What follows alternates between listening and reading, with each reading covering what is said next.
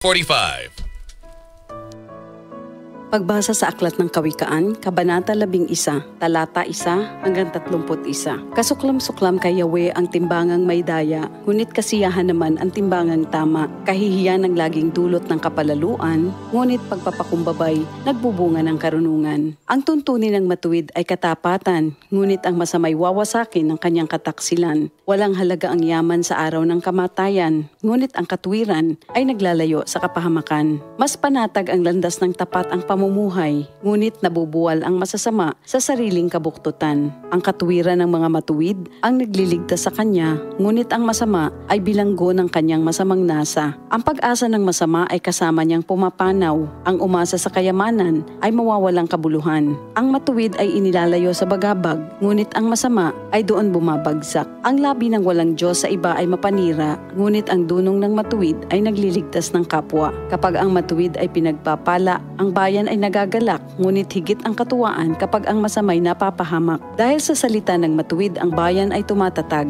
ngunit sa kasinungalingan ng masama, ang lungsod ay nawawasak. Ang kapos sa kaalaman ay humahamak sa kapwa, ngunit laging tahimik ang taong may unawa. Walang maitatago sa bibig ng madaldal, ngunit ang tunay na kaibigan, iyong mapagkakatiwalaan. Sa kakulangan ng tuntunin ng bansa ay bumabagsak, ngunit sa payo ng nakararami, tagumpay ay tiyak. Ang nananagot para sa iba, sa gusot ay nasasadlak, ngunit ang ayaw gumarantiya ay malayo sa bagabag. Ang babaeng mahinhin ay nag-aani ng karangalan, ngunit ang walang dangal, tambakan ng kahihiyan. Lagi sa kahirapan ang taong tamad, ngunit masagana ang buhay ng isang masipag. Ang taong mabait ay nag-iimpok ng kabutihan, ngunit winawasak ng marahas ang sarili niyang buhay. Anuman ang anihin ng masama ay walang kabuluhan, ngunit ang gawang mabuti ay may pagpapalang taglay. Ang taong nasa matuwid ay makasusumpong ng buhay, ngunit ang landas ng masama ay patungo sa kamatayan. Ang kaisipang masama kay Yahweh ay kasuklam-suklam, ngunit ang lakad ng matuwid kay Yahweh ay kasiyahan.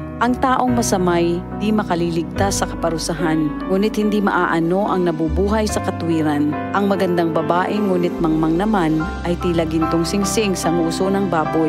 Anumang nais ng matuwid ay nagbubunga ng kabutihan, ngunit ang mahihintay lang ng masama ay kaparusahan. Ang taong mapagbigay ay lalong yumayaman, ngunit naghihirap ang tikom ng mga kamay. Ang taong matulungin sasagana ang pamumuhay, at ang marunong tumulong ay tiyak na tutulungan. Sinusumpa pa ng lahat ang nagkakait ng butil, ngunit pinupuri ang nagbibigay ng pagkain. Kung mabuti ang hangarin, ikaw ay igagalang. Kapag humanap ng gulo, iyon ay masusumpungan. Malalantang tila dahon ang nagtitiwala sa kanyang yaman, ngunit ang matuwid ay giginhawa tulad ng sariwang halaman. Ang nagpupunla ng gulo sa sariling sambahayan, mag-aani ng problema, gugulo ang pamumuhay. Ang taong mangmang at walang nalalaman ay alipin ng matalino habang siya'y nabubuhay. Buhay ang dulot ng matuwid na pamumuhay, at kamatayan naman ang hatid ng karahasan. Ang matuwid ay ginagantimpalaan dito sa lupa, ngunit paparusahan naman ang mga makasalanan at masasama. Ito ang salita ng Diyos.